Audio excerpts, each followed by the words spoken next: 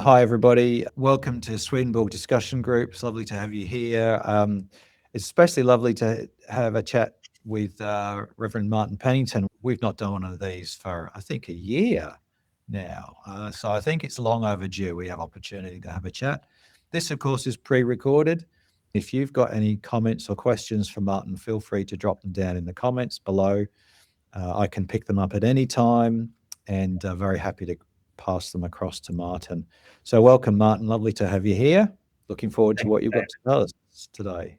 Thank you, David, for having me. I have done a few, as you said, I've done a few in the past, and every so often I get somebody who's viewed one of my talks in the past and liked it. So that's nice. It's always nice to get feedback from people. Yeah. So today I'm talking about the question: does God want us to settle the universe? And another name for it that I play around with, but it's a bit fancy, so I don't use it often, is interstellar settlement. I have to say, Martin, I think it seems like forefront of my mind and forefront of the news these days. I think of some of the movies we've seen recently. Interstellar is one of them. Yeah, Another one is the Hail Mary project, which is a fairly recent one. that is a And new one. also Elon Musk talking about settling Mars and things Absolutely. like that seems to be Absolutely. very much in our minds. It is huge, as you say, and we're going to look at that a little bit. The enormous interest in science fiction, amongst other things, and even in physics in general, because, of course, as I will talk about, there is a great hope in the world today that it will be possible to travel into space and even to travel away from this world, because we know, as Musk tells us, that if we don't find somewhere else to live and then something terrible happens to this world, that will be the end of us. But the reason that I'm so interested in this is from the perspective of Swedenborg, is that when you start looking at what Swedenborg talks about in his version of science, in his discussion of science fiction topics, is that he comes from such a radically different place than most people today, than almost anybody today, even within the new church that reads Swedenborg's writings, is so radically different that I think that many, even new church people, will be shocked at how different the perspective of Swedenborg has than the world today. Mm. So, does God want us to settle the universe? Swedenborg actually, surprisingly, had great interest in this. And Swedenborg wrote, as those who read Swedenborg's works will know, Swedenborg's first great work, as far as the spiritual was concerned, is what he calls the Arcana, Caelestia, which is Latin for heavenly secrets. Not in the sense, of course, that the secrets were something that was secret or hidden from us, but in the sense of something that was unknown, something that To be revealed. needed to be revealed, definitely. But Swedenborg's interest comes from even right back at the beginning. His first set of books, 12 books in all, the Arcana Caelestia, which is a commentary on Genesis and Exodus in the Bible. And right from that early stage, Swedenborg began to talk about the inhabitants of other planets. Swedenborg was invited by the Lord to visit those planets. And from that, he began to write his experiences into his first books. Can I just ask a question there, Martin? Can you tell us where we would find that material? Obviously, the 12 volumes is quite large. Where Yeah. does he start talking about those other planets?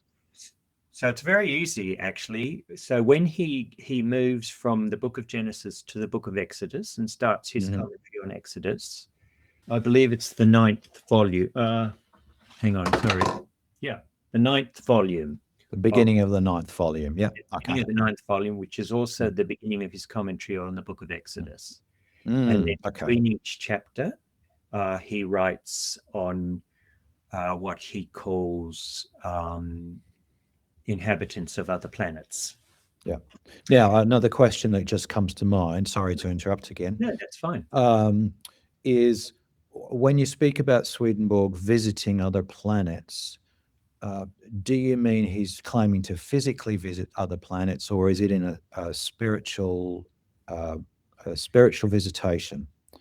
What's going on there? That's a good question, David. And the answer is no, he did not physically visit other planets. He visited, rather, he said, and this is quoting him, he said, I have had the opportunity to enter into the heavens of other planets. So when the inhabitants of other planets throughout the, and he doesn't just, he talks about Mars and our planets in our solar system, but he then goes on to talk about throughout the starry heavens, as he calls it, which is the rest of the galaxy and even perhaps the rest of the universe. But interestingly enough, he is able to visit these planets not in a physical way, which would be impossible, really, because he would need some form of transport to do that. But in a spiritual way, he's able to visit these inhabitants of these planets in the heavens in which they exist, which is in fact part of the same heaven which we will ultimately exist. But we will talk about that a little bit more later on in our discussions. The other issue that is quite difficult to settle in our minds is the idea that Swedenborg believed that all of these planets, including the planets in our solar system, were inhabited. Now, in his day, there was no way of proving whether they were inhabited or not. Although he did visit astronomers on a number of occasions and discussed with them. Obviously, Swedenborg lived in the 18th century, and the telescopes were not as good then. So he did not know that none of the planets in our solar system are inhabited. And yet he wrote that he'd visited them and visited the occupants of those planets. And this is a difficult thing for people who read his writings to understand. My own explanation for it is that because Swedenborg didn't actually visit the planets themselves, he visited their heaven, their spiritual world. We can say that in the spiritual world, there is no time. So Swedenborg could have actually been visiting the future heavens of these planets after they were settled, perhaps even by the Earth, in our future.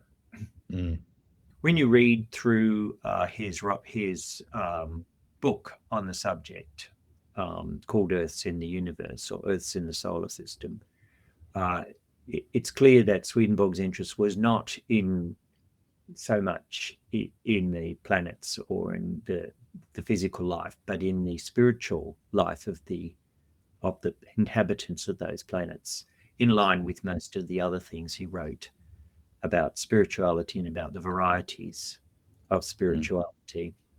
Swedenborg said the whole reason why the universe is being created and exists is for mankind, from whom an angelic heaven may be formed. But what would the human race on only one planet be? And what would the angelic heaven formed from it be for the infinite creator? For him, 1,000 planets, no, 10,000 planets would not be enough.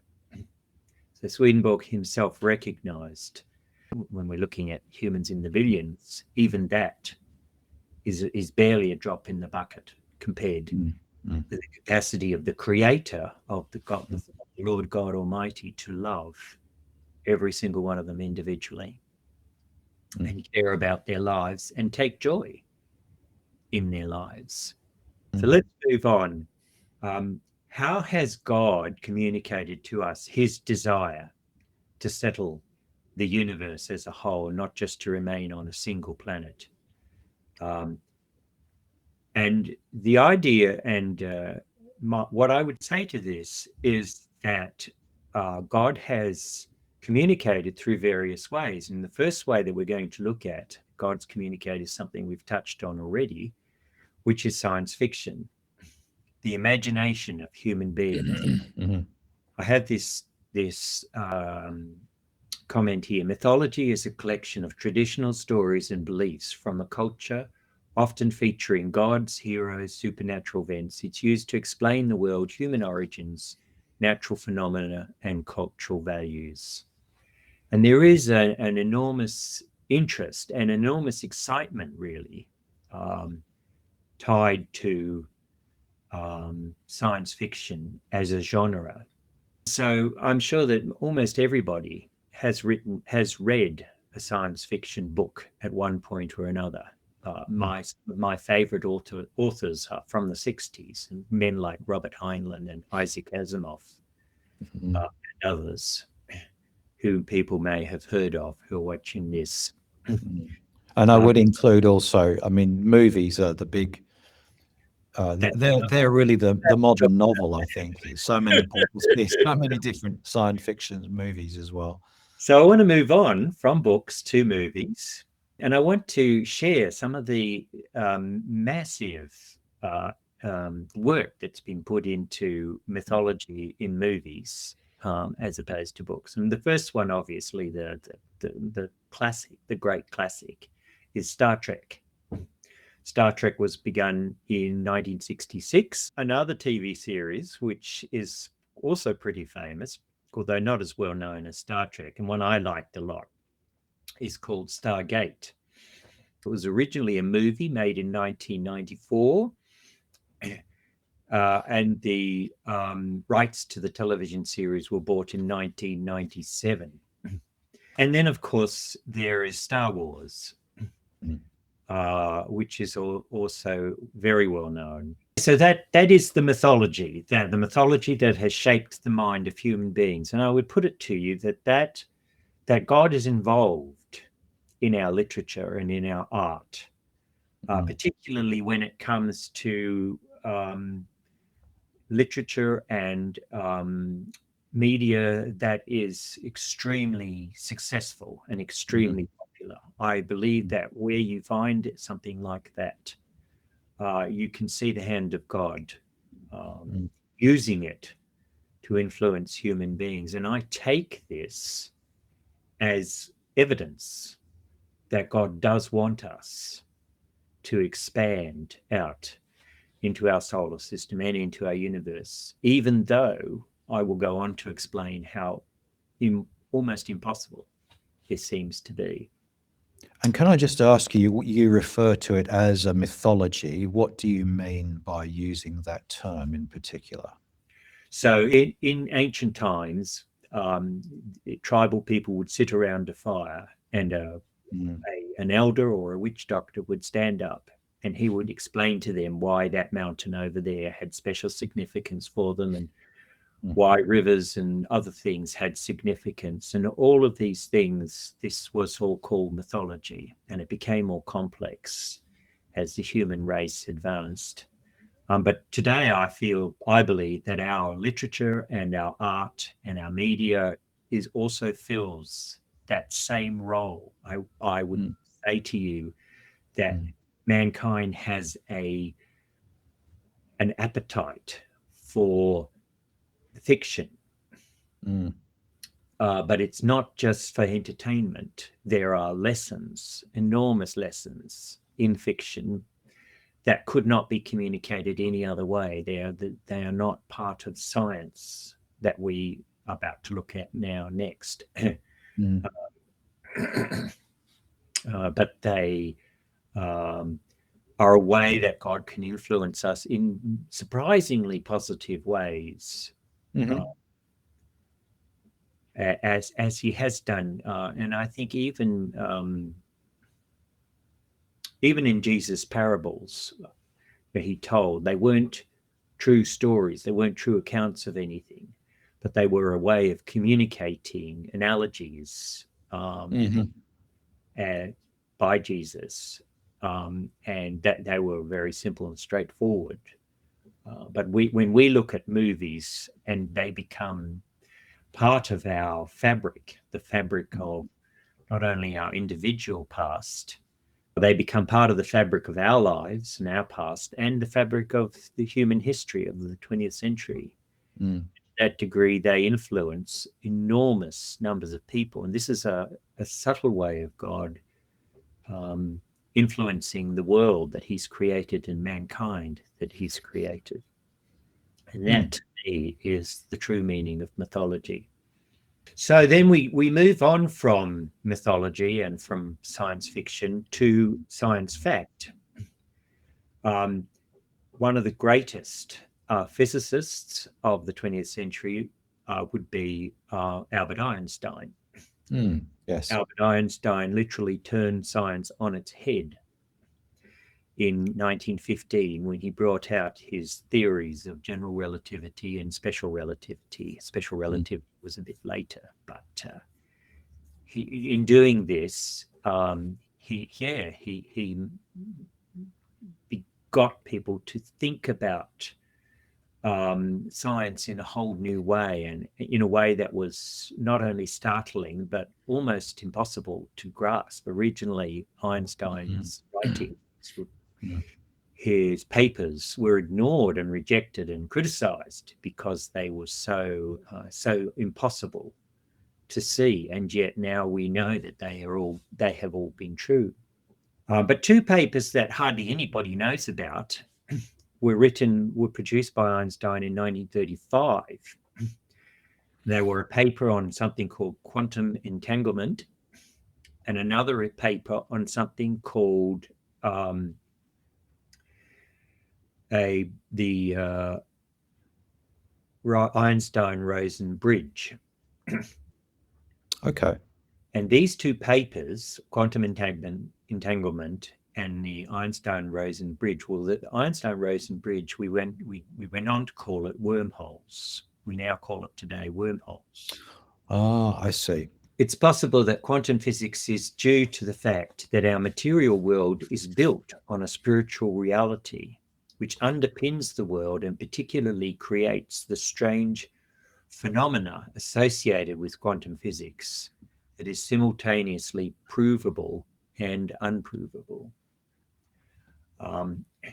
So I put this comment in because, in my personal opinion, as we go to look at some of the amazing things that Swedenborg talks about, we realize that it's perfectly possible that the strange science of quantum physics is strange because it actually rests on a spiritual base.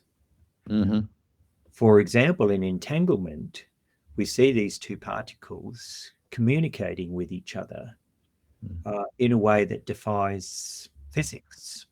In quantum physics, we know that nothing can move faster than the speed of light. And yet it seems that somehow communication is happening. And I wonder if the reason that communication is so rapid, is so impossible, is because the spiritual world is actually influencing the material world, even to the point of causing physics and other areas of science, which are so-called unspiritual, so-called proven in a scientific way, in a way that scientists who are notoriously, many of them are notorious atheists, don't realize. And we will talk about that a little bit more. I'll just jump in again and just say, look, as a schoolboy, I had a great interest in physics. I had a very good physics teacher, and the introduction to quantum mechanics and that sort of stuff at a fairly basic level, of course, at that time. But reading Swedenborg, one of the things that's always struck me is the relationship between quantum mechanics and Swedenborg's writing. And I'll cite as an example the way Swedenborg speaks about good and truth, and the way we understand the relationship between energy and mass. I see a great many Yes. similarities between those concepts. So that's really Yes. quite fascinating to chase those down. Yes, I'd agree with you, David. There's lots, and philosophy and science can actually fit in with each other. And of course, we can go on to say spirituality can also fit in with science. And the other interesting thing to think about is that before modern science, before quantum physics came about and the other things that Einstein talked about, the world was very much what you see is what you get. If an apple drops from a tree, it hits the ground, it shows that there's such a thing as gravity. But since Einstein's turned all that upside down, what you see is no longer what you get at all. And in fact, a whole lot of mystery has entered into science. And I believe that that is, as you say, tied to many of the things that Swedenborg talks about that confirm that. So having said all of that, we've talked about the question of whether God wants us to inhabit the universe from the perspective of mythology and from the perspective of science. But now I'm going to throw a cat among the pigeons, so to speak, and show you how utterly impossible, completely impossible it is for mankind to even hold aspirations of settling the solar system, let alone the galaxy, let alone the universe. And we remember the solar system is our sun and the 9 or so planets surrounding it. And every star that we look at in space has usually, or the vast majority of them, is a similar solar system, has its planets circling around it. And much work has been done with telescopes and is still being done. Telescopes and brand new powerful telescopes are being sent up into space regularly. And much work has been done to study these stars with their planets, which are very difficult to see over such great distances. To firstly look to see if there is other life in the universe. Human space travel and habitation of other planets involves immense hurdles, partly due to what we call the tyranny of distance. The sheer scale of space makes even nearby destinations difficult to reach. And of course, in order for us to inhabit these rockets, would require enormous amounts of food and water and air, and all the things that we take for granted on Earth would have to be provided for enormous numbers. For example,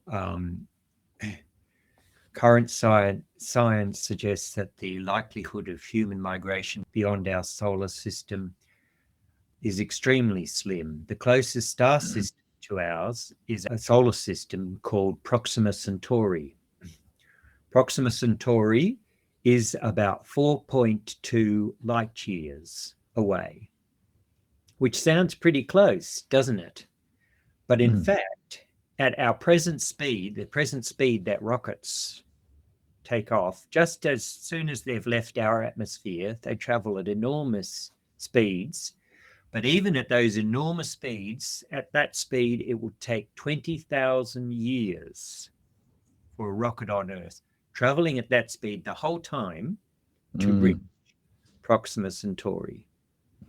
The engineering challenges are enormous. We have no way of providing a fuel that will last that kind of distance. The only thing that we gain from science fiction, this is our mythology coming back into play, the only thing is the idea of what's called generation ships. And a generation ship is a rocket that's been built large enough to contain thousands and thousands of human beings. And of course, you need a minimum number of human beings, and it may be as much as 100,000 in order to have the chromosomal or the DNA diversity that they don't ingrown. So a big enough gene pool, essentially, exactly. So that you're not getting that's right, with a small group of humans who are inbreeding. That's right. Into the problems that come from that sort of issue. Yeah, that's correct, David. Yeah, exactly. Now, there's a second hurdle that has to be crossed, and this is finding a habitable planet. So far, as I've said, we have used our telescopes to view thousands of planets, and none of them are showing any signs of being habitable, of having any kind of ecosystem at all. And if we cannot find a planet with its own ecosystem, that would mean we have to take an ecosystem with us. If we were to reduce that ecosystem to cellular material that we could then somehow grow into an adult plant or an adult animal, there are literally thousands and thousands of not just animals and plants, but bacteria. Bacteria we now know are essential for our survival, all of which we would have to take with us. But then on top of that, of course, we have to find a planet which will sustain an ecosystem. And people may have heard of the so-called Goldilocks planet, which is a planet exactly the right distance from the sun, so that it is capable of supporting an ecosystem. Because if it's too far from the sun, of course, it will be freezing cold like planets like Mars and others are. If it's too close to the sun, it will be more of a soup of overheated landscapes like Mercury and other planets like that.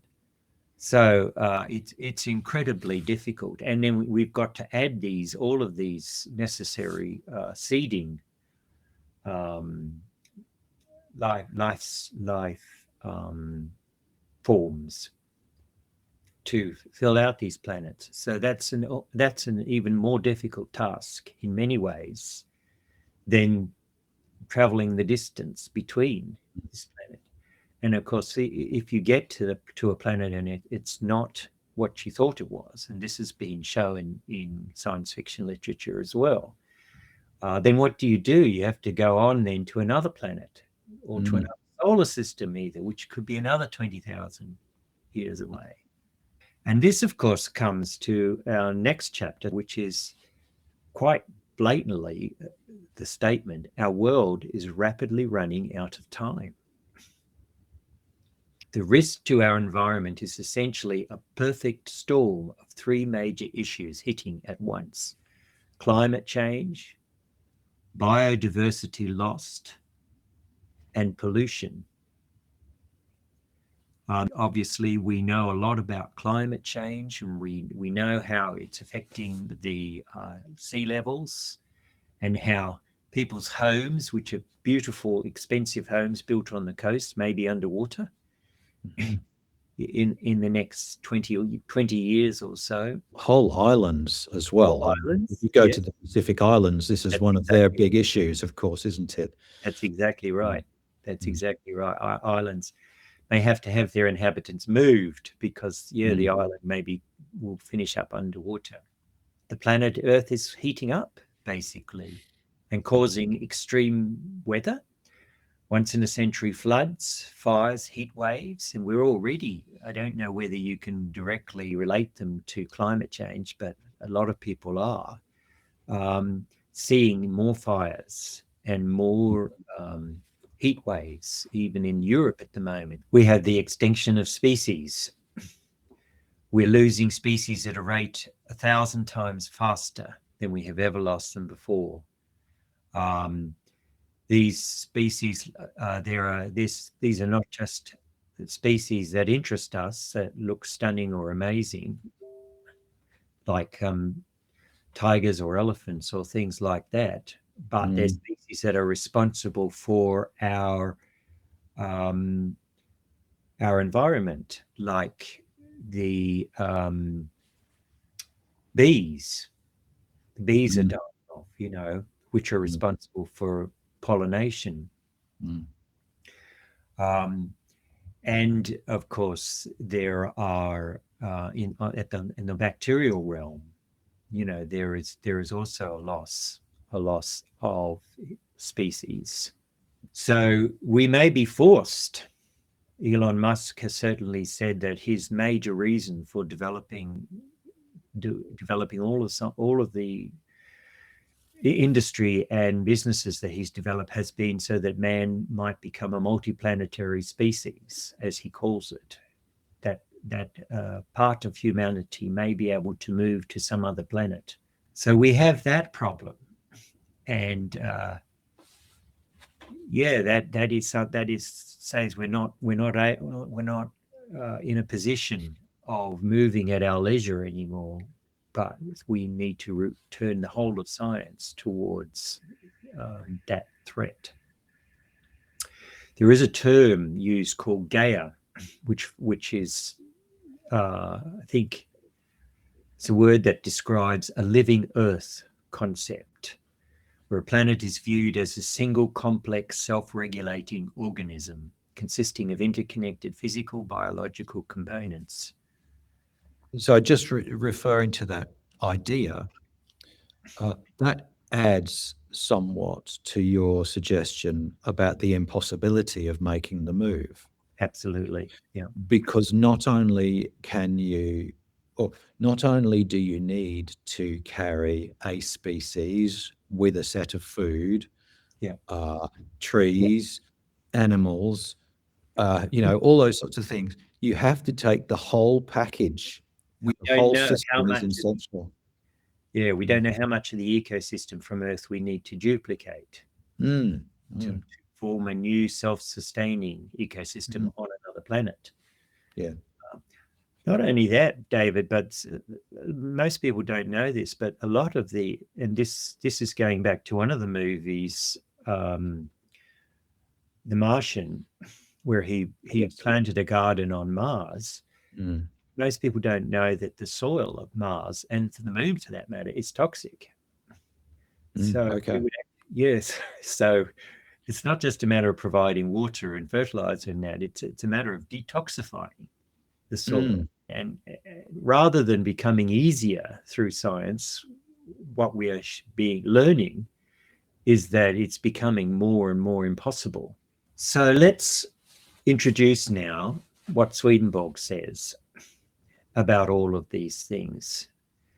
We're told in Swedenborg's writings that he does not view the cosmos as a collection of inert matter governed by mechanical laws.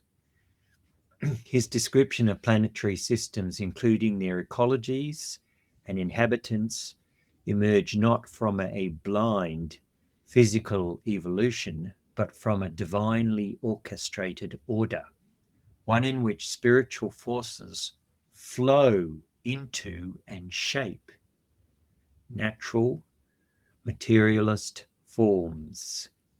This aligns intriguingly with the spirit of Gaia theory, which sees Earth, and by extension any inhabited world, as a living, self-regulating organism where life and the environment come together in mutual interdependence.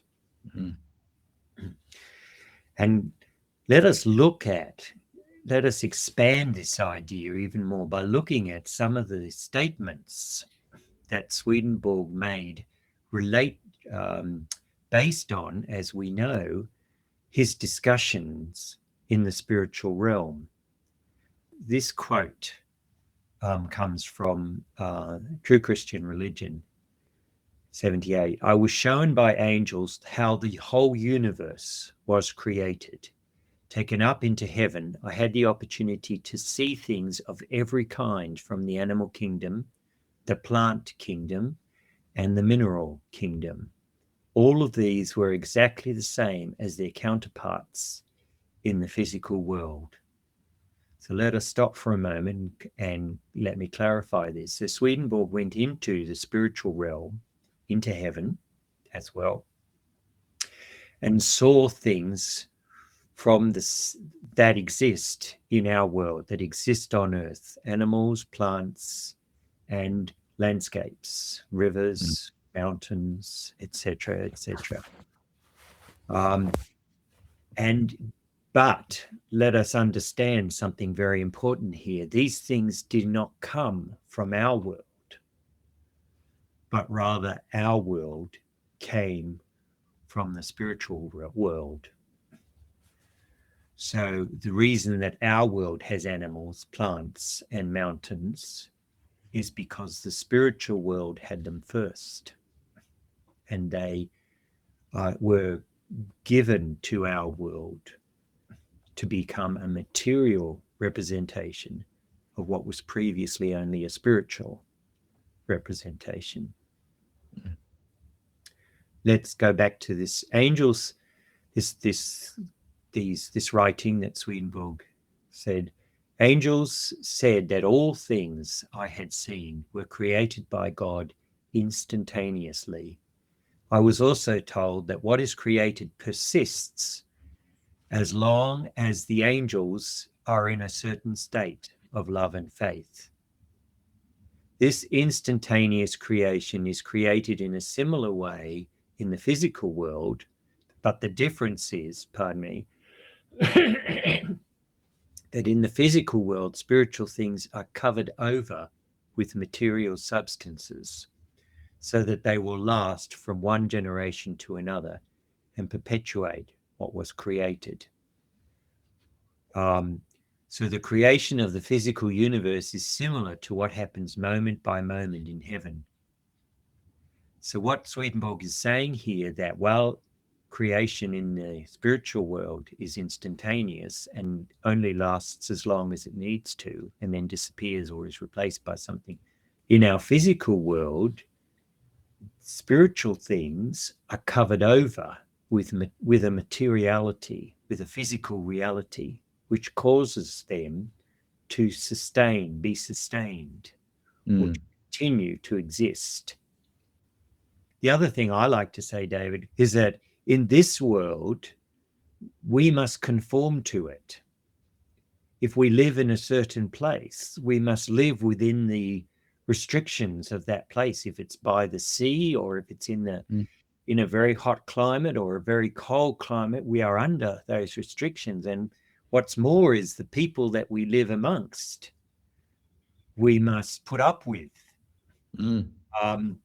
And the disasters that happens to us, we bear the consequences of. In contrast, in the spiritual world, the world conforms to us. We don't conform to it. It conforms to us. Yes. So it's opposite. Yes. So when we get into heaven, we will still have much of what we know, thank goodness. It's familiar to us about our world.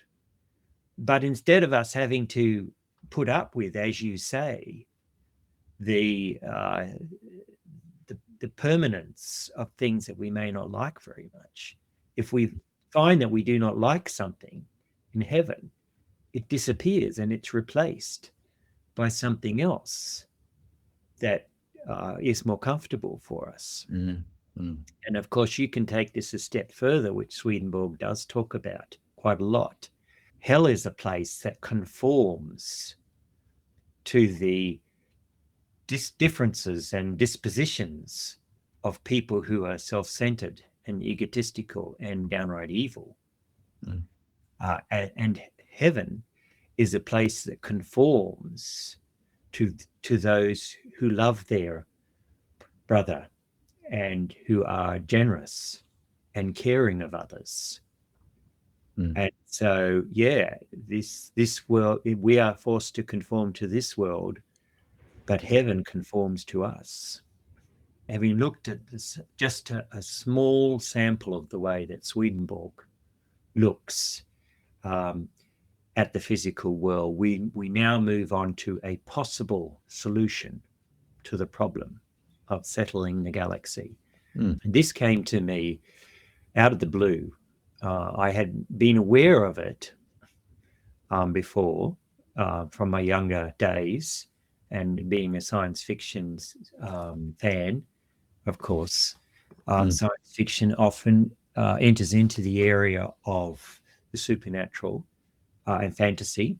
Fantasy fiction is often tied more and more closely with science fiction.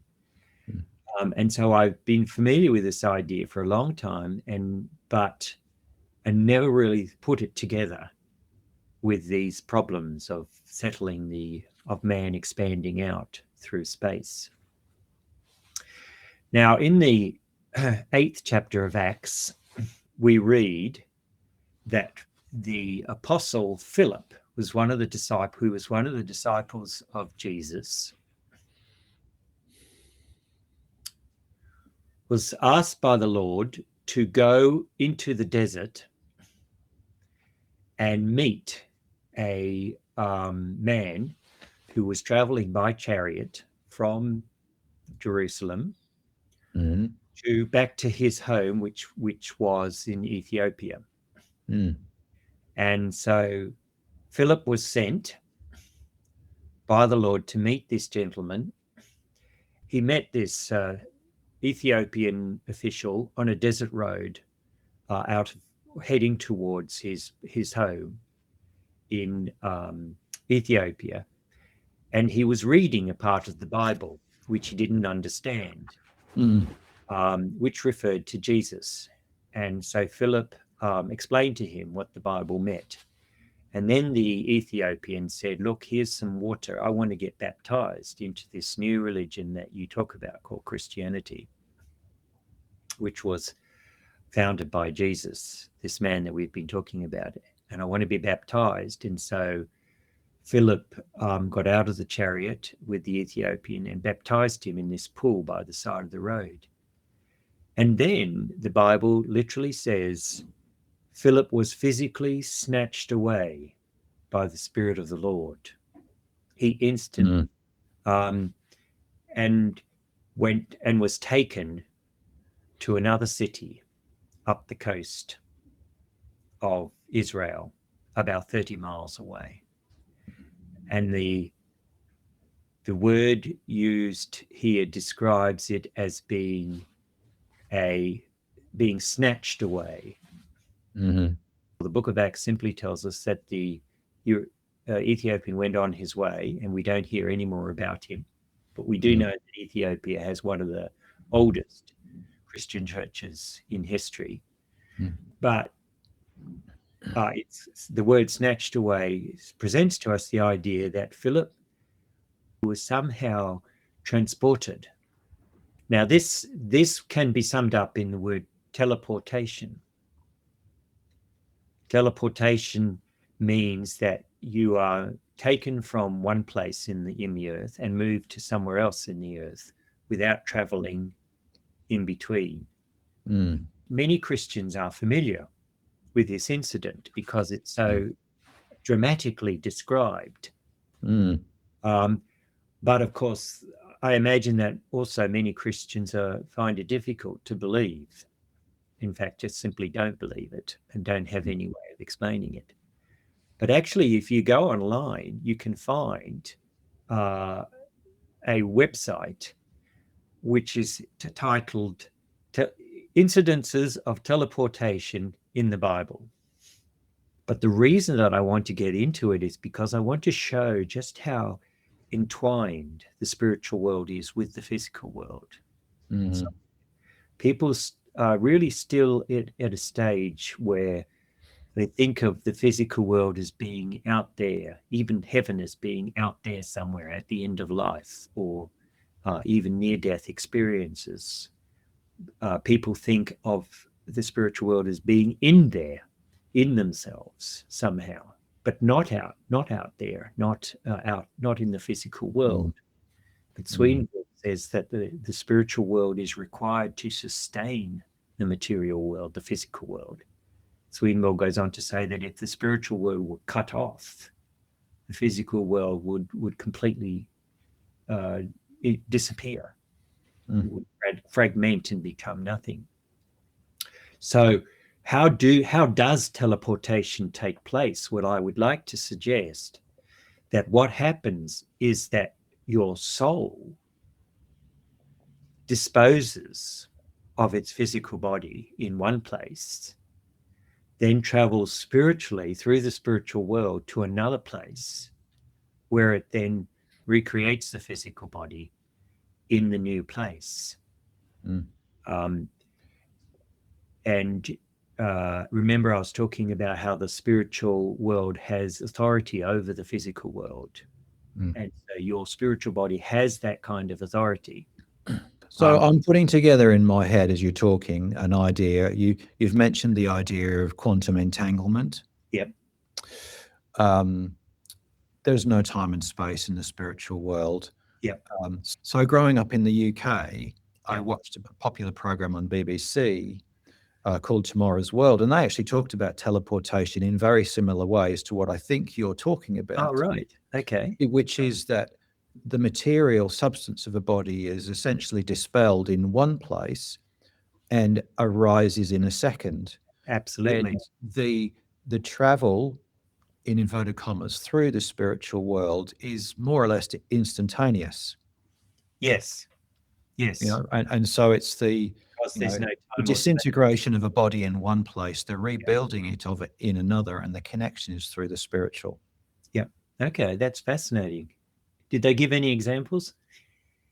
No, they were just floating the possibility of one day perhaps we'll be able to teleport. Right. Okay. In very similar terms to what I think you're describing. Yes, exactly what I'm describing. Yes, that's true. And in finishing up, we will look at how this might possibly come about. Moving along from there, we can see that this opens up all kinds of means of traveling, for example, getting to distant planets.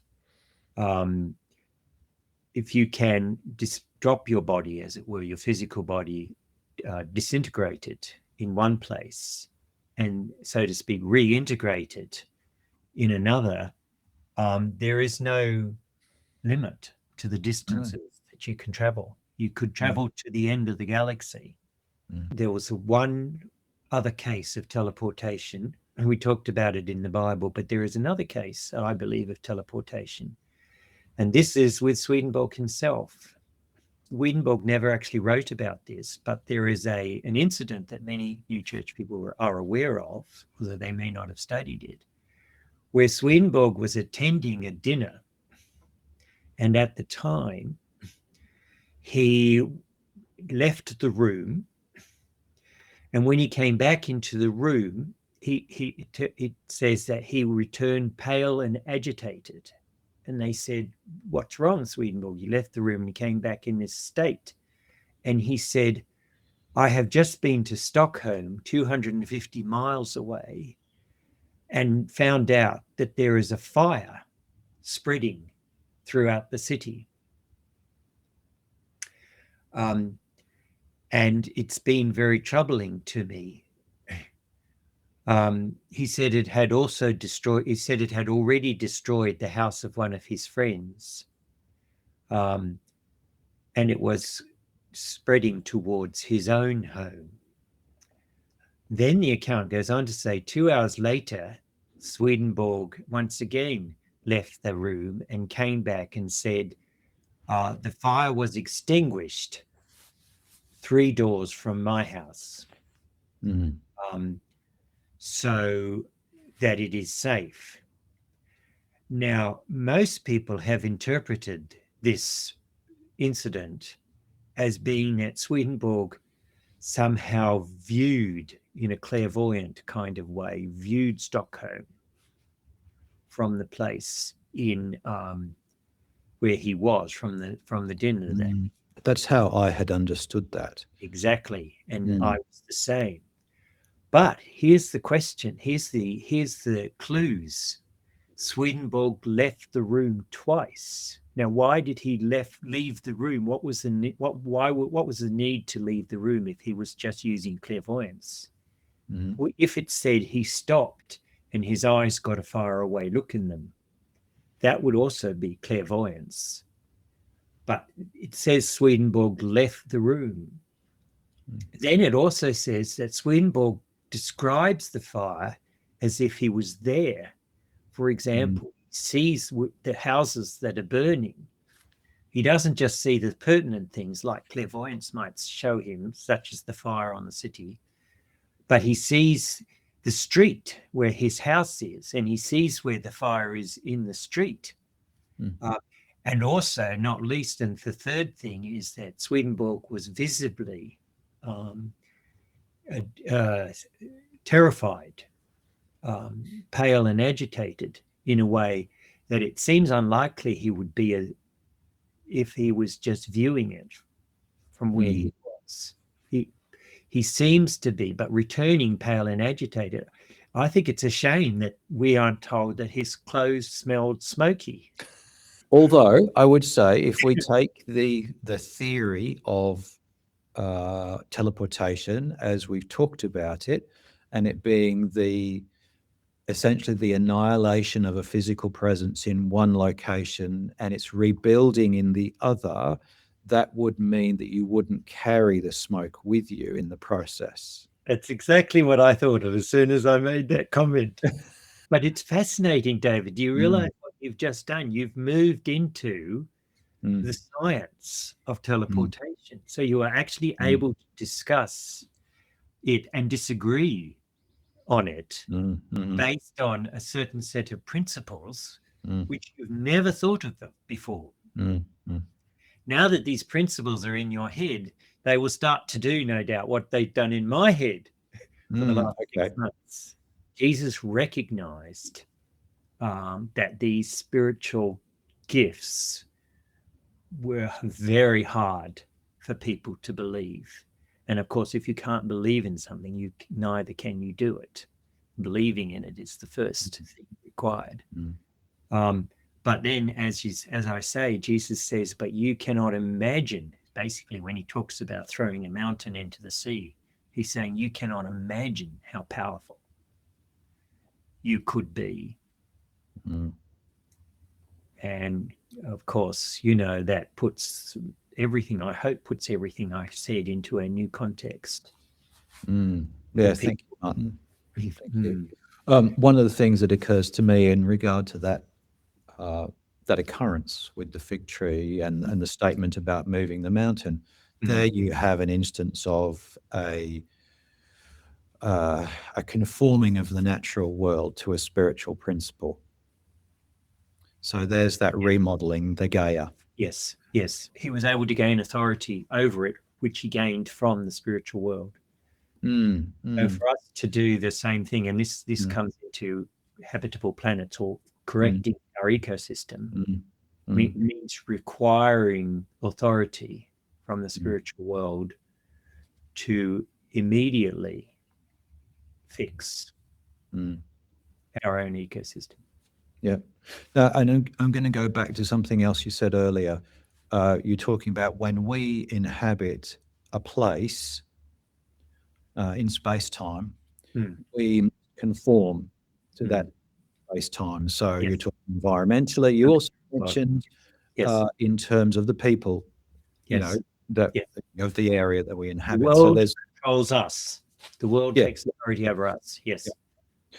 Then when we apply spiritual principles, I think I see where is you're an going. interesting. It's an interesting correlation there, because the world must bow to us. Well, it must bow to spiritual principles. Yes. Mustn't it?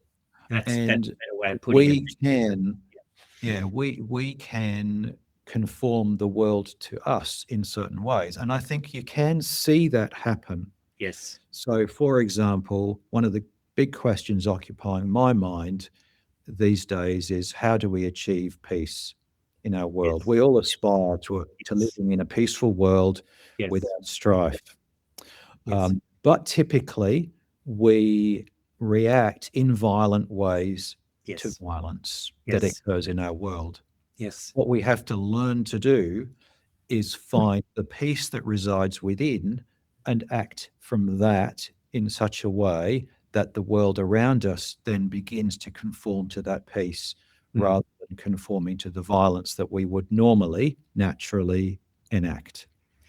Can I just say that violence comes from the spiritual world as well, because Mm, violence comes from hell.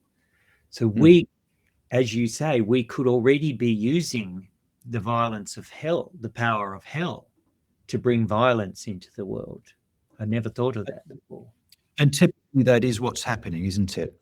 Yes. Um, but we see it as we live in violent circumstances. I Mm. need to enact violence to defend myself in some way or protect my existence. Yes. It's recognizing that's the spiritual principle that Mm. applies and must rule and Mm. will rule indeed. And when we're able to enact that and enact peaceful action, then the world around us changes.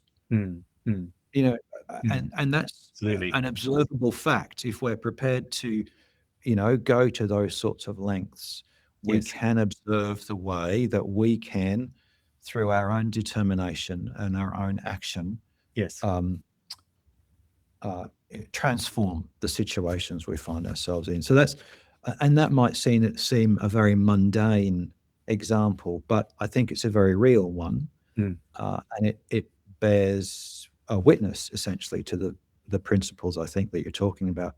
Okay, three points to make before I finish. We talked about the world being the seedbed of heaven. All human beings are born in this world, this material world, on this Mm, planet, and mm, eventually go to heaven, or the spiritual world. Um, so that so the universe is is not big enough on its own to supply all of the people that God wants to be. Um, so that is one reason for settling the universe. There are, in fact, two other reasons for settling the universe. The second reason um, is that the Lord loves variety. And mm, we see in this world, we see mm, the wonderful cultures of the past, the customs amongst different races, amongst different people, the mm, rich mm, history of different tribes and different nations is all being lost, is all being made vanilla, you know, mm, mm, um, being homogenized, mm, like it's something where you mix up so that everything becomes like everything else. We look at creation, and it's incomprehensible why God made the variation in creation that He did. You know, mm, from different ants to different animals to different bacteria to different human beings. This God loves variety. That mm, should be bird, spread across the heavens. God loves mm, variety. And so I believe that settling the universe, settling even the galaxy will, or even the solar system. And this is interesting. This comes out in the book, The Expanse, that human beings who've moved to different planets actually begin to take on different cultures than they have on Earth. mhm. Okay. But then I believe there's also a third reason why God wants to fill the universe. And this is because he wants to build a grand man in the physical realm, Mm, wants okay. to a physical grand man throughout the universe. And it's interesting to watch astronomy and the enormous changes and rediscoveries and corrections to the science of astronomy. And one recent one that I looked at was the galaxies in the universe are not just spreading outwards, they are actually moving in different directions to what they should be. And they don't know why this is happening. It's completely throwing the astronomers to have to try to understand this. But immediately I saw that, I recognized that perhaps those galaxies are being formed into a new grand man. And that they will actually become the homes of different groups, different tribes, and different nations of human beings in those different galaxies. And that's it. That's all I've got to say. Well, thank you, Martin. Yeah, it's been an interesting discussion, and I'll be interested to hear what other people think about the ideas that you've presented, and see if we can get any comments and conversations going. Thank you for your time. Thank you for the obvious thought you've put into preparing this. It's obviously on your mind, and as and I you've say, enjoyed exploring that. a 6 months Yeah. journey, and it's still going. Actually, I actually have a sequel called Levitation, which is looking at the megaliths and how they got to where they were and what that means. Okay. Well, that's maybe something we do in a future episode. Okay, not a problem. Thanks for your time. I appreciate that very much. Have a good day.